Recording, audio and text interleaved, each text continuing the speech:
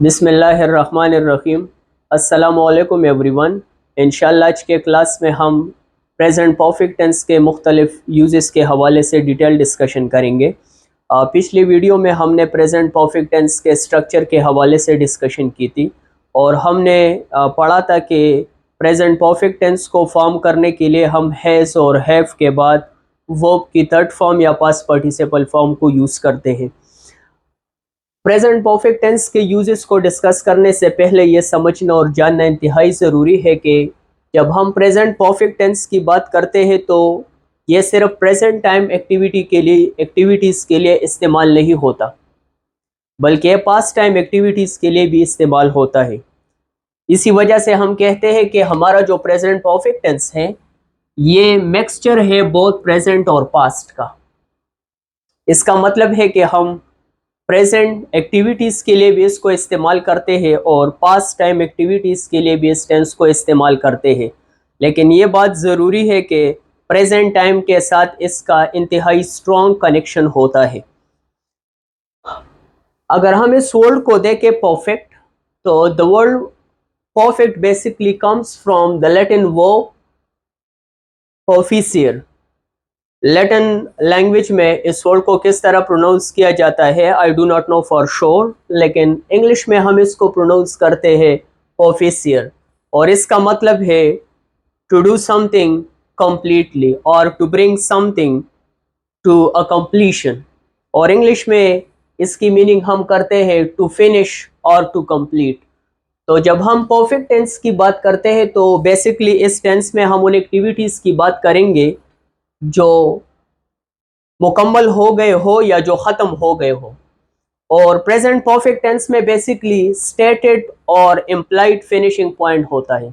इसका मतलब है बाज़ एक्टिविटीज़ ऐसी होती है प्रेजेंट परफेक्ट टेंस में कि जिसमें वाज़ेह तौर पर यह लिखा होता है या जिससे वाज़ेह तौर पर यह पता चलता है कि कोई एक्टिविटी मुकम्मल हो गई है, लेकिन बाज़ औक़ात हम उसके मीनिंग से अख़ज़ करते हैं, हम इम्प्लाइड मीनिंग को लेते हैं और हमें सेंटेंस के सेंस से पता चलता है कि कोई काम या कोई एक्टिविटी मुकम्मल हो गई है।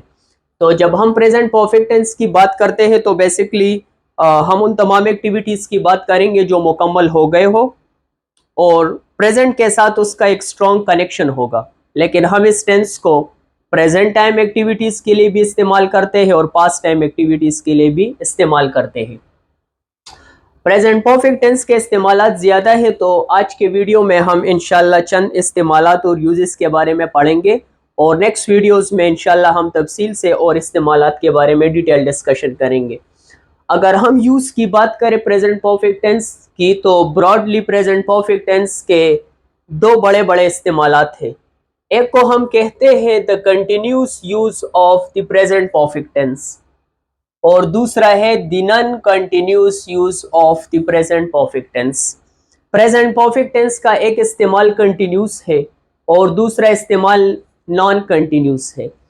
जिस तरह नाम से जाहिर है कंटिन्यूस, जब हम प्रेजेंट परफेक्ट टेंस को कंटिन्यूस एक्टिविटीज़ के लिए इस्तेमाल करते हैं तो इसका मतलब होता है कि हम ऐसे एक्टिविटीज़ की बात करते हैं, हम ऐसे पास्ट टाइम इवेंट्स की बात करते हैं, ऐसे एक्टिविटीज़ की बात करते हैं जिनका ताल्लुक पिछले ज़माने से हो या माजी से हो, पास्ट टाइम से हो, लेकिन वो एक्टिविटीज़ पास्ट से होकर प्रेजेंट मोमेंट ऑफ टाइम तक आ गए हो।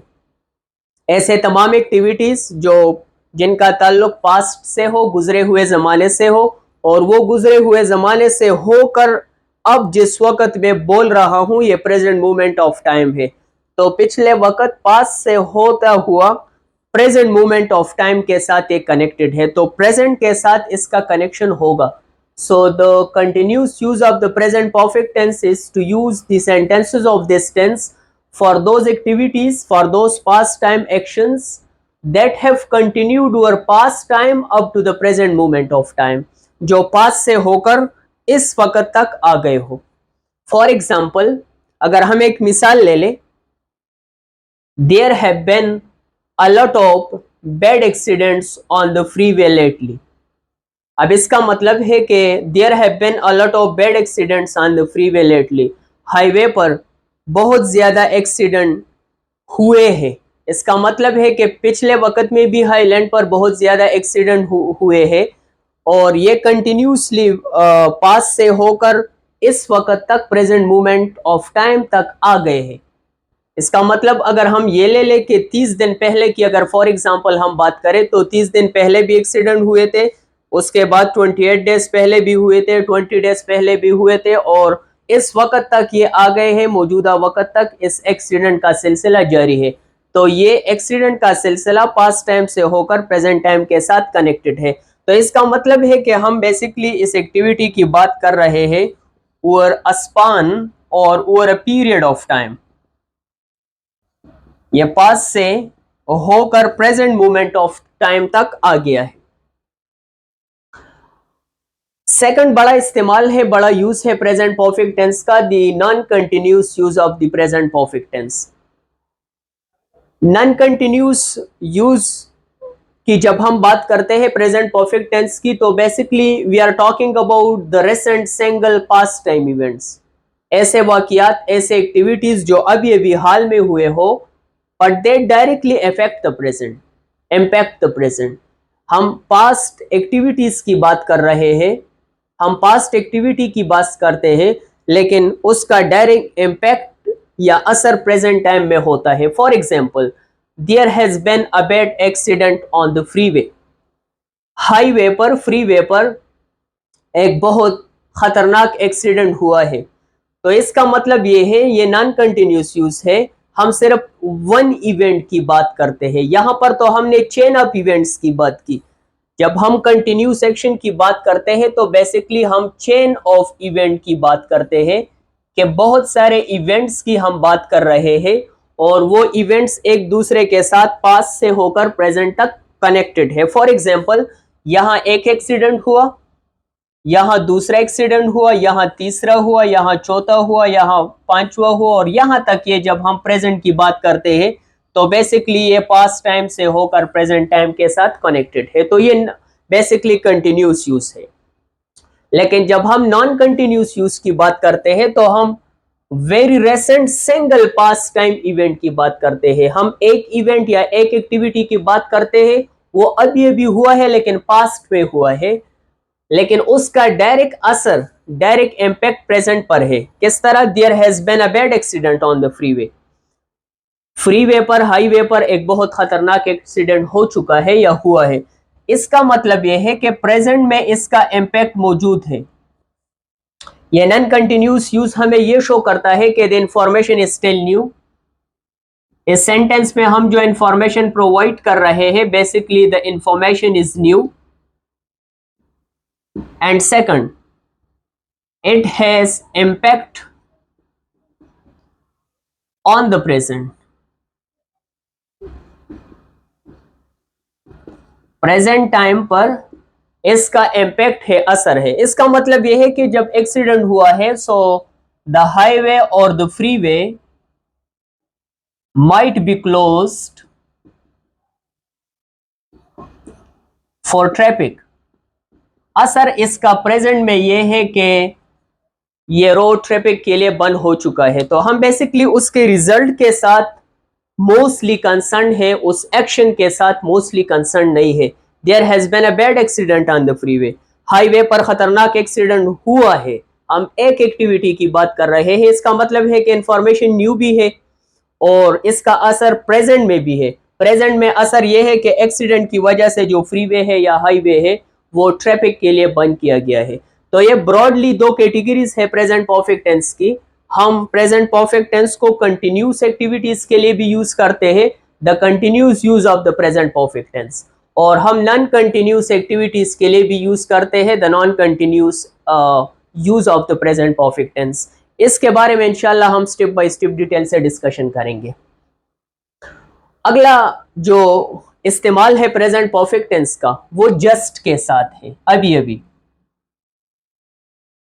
और हम प्रेजेंट परफेक्ट टेंस को जस्ट के साथ उन एक्टिविटीज के लिए इस्तेमाल करते हैं जो रिसेंटली कंप्लीटेड एक्टिविटीज होती है या रिसेंटली कंप्लीटेड एक्शंस होते हैं।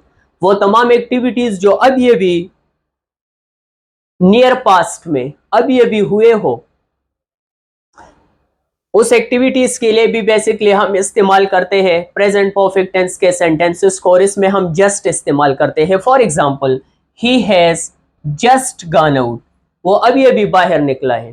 फॉर एग्जांपल, मैं यहाँ पर लेक्चर रिकॉर्ड कर रहा हूँ और मेरे साथ मेरा दोस्त बैठा है।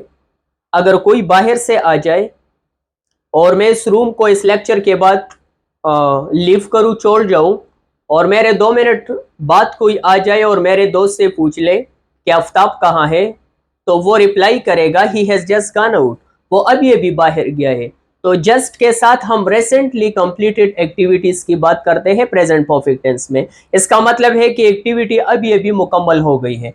और जस्ट को हम ऑक्सिलरी और मेन वर्ब के दरमियान इस्तेमाल करते हैं। हैज़ हेल्पिंग वर्ब है और एक्सिलरी वर्ब है, और ये मेन वर्ब है। तो बेसिकली जस्ट को हम हेल्पिंग वर्ब और ऑक्सिलरी वर्ब और मेन वर्ब के दरमियान इस्तेमाल करते हैं।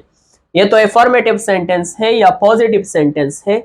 हम इसको नेगेटिव सेंटेंसेस में रियर इस्तेमाल करते हैं जस्ट को, और इंटरोगेटिव सेंटेंसेस में भी हम इसको इस्तेमाल करते हैं। For example, has he just gone out, क्या वो अभी अभी बाहर निकला है। But we do not normally use the sentences of the present perfect tense to convey this sense in the negative sentences. Negative sentences में जस्ट का इस्तेमाल बहुत ही रेयर होता है। अच्छा, एक और इस्तेमाल है प्रेजेंट परफेक्ट टेंस का, और ये इसका सबसे बड़ा इस्तेमाल भी है, और ये इस्तेमाल बेसिकली आता है non continuous use of the present perfect tense में। हम प्रेजेंट परफेक्ट टेंस के सेंटेंसेस को उन तमाम पास्ट टाइम एक्टिविटीज के लिए इस्तेमाल करते हैं whose time is not definite. ये बहुत बड़ा इस्तेमाल है प्रेजेंट परफेक्ट टेंस का। हम प्रेजेंट परफेक्ट टेंस को उन तमाम एक्टिविटीज के लिए इस्तेमाल करते हैं जिन एक्टिविटीज का वक्त मालूम नहीं हो, टाइम मालूम नहीं हो, हमें ये पता नहीं होता कि कोई एक्शन कब हो चुका है। For example, I have read the instructions, मैं इंस्ट्रक्शंस हिदायत को पढ़ चुका हूं। अब हैज और हैव के बाद जब वो की थर्ड फॉर्म हम यूज करें तो ये प्रेजेंट परफेक्ट टेंस होती है। I have read the instructions, मैं हिदायत को पढ़ चुका हूं। अब इस एक्टिविटी का हिदायत पढ़ने का वक्त मालूम नहीं है। अगर हम ऐसे पास्ट टाइम एक्टिविटीज की बात करें, ऐसे एक्टिविटीज की बात करें जो गुजरे हुए वक्त में मुकम्मल हो गए हो, लेकिन उन एक्टिविटीज का वक्त मालूम हो, तो फिर हम प्रेजेंट परफेक्ट टेंस को इस्तेमाल नहीं करेंगे, बल्कि पास्ट सिंपल टेंस को इस्तेमाल करेंगे जिसमें वो की सेकंड फॉर्म यूज होती है। फॉर एग्जांपल, ये पास्ट सिंपल टेंस का सेंटेंस है, I read the instructions last night, मैंने ये इंस्ट्रक्शन पिछली शब पढ़ी। अब यहां पर रेड वर्ब की सेकंड फॉर्म है और पास्ट फॉर्म है, और ये पास्ट सिंपल टेंस है। क्योंकि पास्ट सिंपल टेंस को हम उन एक्टिविटीज के लिए इस्तेमाल करते हैं जो पिछले वक्त में पास्ट में मुकम्मल हो चुकी हो लेकिन उसका वक्त मालूम हो।